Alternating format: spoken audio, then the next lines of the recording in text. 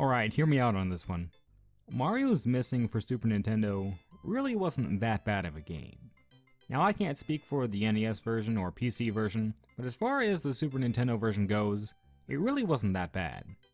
Now I'm not going to come out here and say that it was a great game by any means, but if you look at all the educational Mario games for Super Nintendo, this is what I would argue to be the best one. But what is Mario's Missing? Well, basically, this game has a very similar plot to Luigi's Mansion, which came out years later, where Mario has been kidnapped, and it's up to Luigi to save the day. So, on the surface, this game actually looks like a normal game that's going to be fun, but, as I said, this is an educational game. So, what happens is, the Koopa Troopas that are controlled by Bowser, right, they manage to steal really important artifacts. Anything from, you know, just a standard small artifact to the Great Wall of China. And so Luigi has to go around, find the right Koopa Troopas to beat up, and then return the artifacts. Simple enough, I guess, but when you actually get into it, it's a little more involved than that.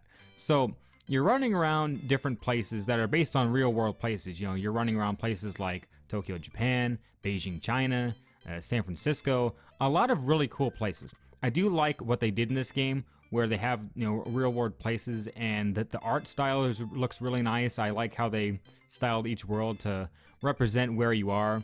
But you're running around these worlds as Luigi, right? And you have to jump on these Koopa Troopas, and there's a lot of them throughout each world, and you have to find the right one. And you have to find 3 artifacts in each world to return to these booths that are held by Princess Toadstool for whatever unknown reason. And so when you go up to her, you ask, you know, what's going on, and she gives you some attitude. She's like the sign says, bud, this place is closed because there's no artifact. And so I'm like, oh, okay. So you have to find the right artifact and return it to her.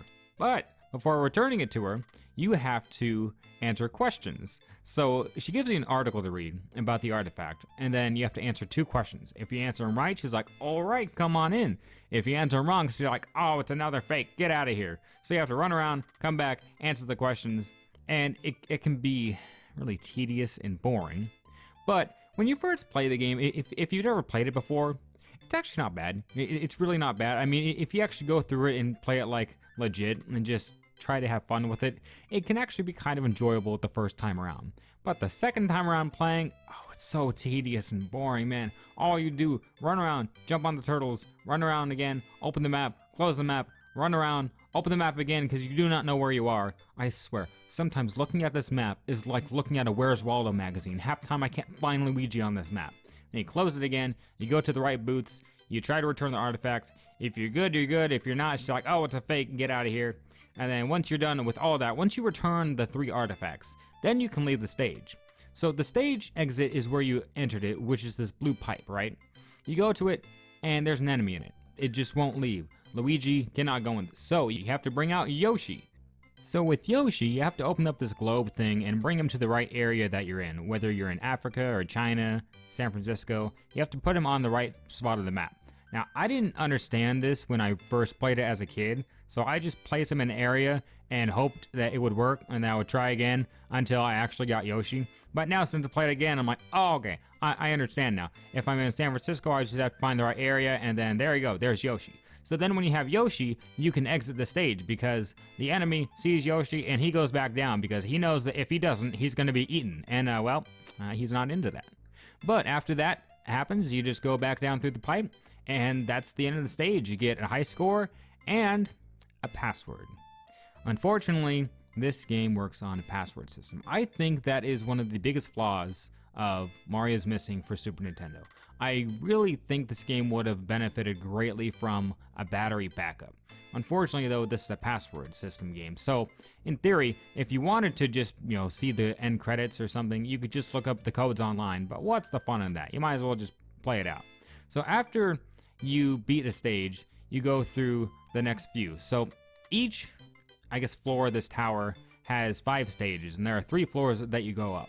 When you beat all 5 stages, you get a boss battle. It's like, all right, so you get to fight one of the Koopa Kids. So the Koopa Kid comes out, and well, this is one of the most pathetic fights I've ever seen. He can't even hurt you. He's just running around, and you have to jump on him like 5 times, and then he dies. Now, I do give them credit because the way they program these Koopa kids, like if you get too close to him, he'll like sprint back and then sprint around, and it becomes really hard to jump on him. I'll give them credit for that. It's hard to jump, it's hard to land these hits, but man, it is such a pathetic fight. Like, I wish they would have been able to hurt you or something, but no. So then after you beat the Koopa Kid, you go up to floor 2, then you do it all over again. You go through the stages, go up to floor 3, do the stages, and then you get to the end. You go through, you save Mario, and there's Bowser, right? You would think, alright, this is the final boss battle. But guess what? There's no final boss battle. You just watched Luigi yeet him out of the castle and he gets thrown in the snow. And then rolls the credits. The most disappointing thing out of all of Mario's missing, other than the battery backup, the most disappointing thing is there's no final boss. Like, yes, the other 3 were god-awful, they were terrible, but I wanted to end it with at least one more, but they didn't even give me that. We just got to watch Bowser be thrown out of the castle. I just don't know what to say to that one. The boss battle, the final boss, there was no final boss. That was disappointing. But all in all, Mario's Missing for Super Nintendo really isn't that bad of a game. Like, sure, it's an educational game and it's pretty tedious and boring, but the first time around, it's actually kind of fun. The second time around, there is no second time around. It's Mario's Missing for Super Nintendo.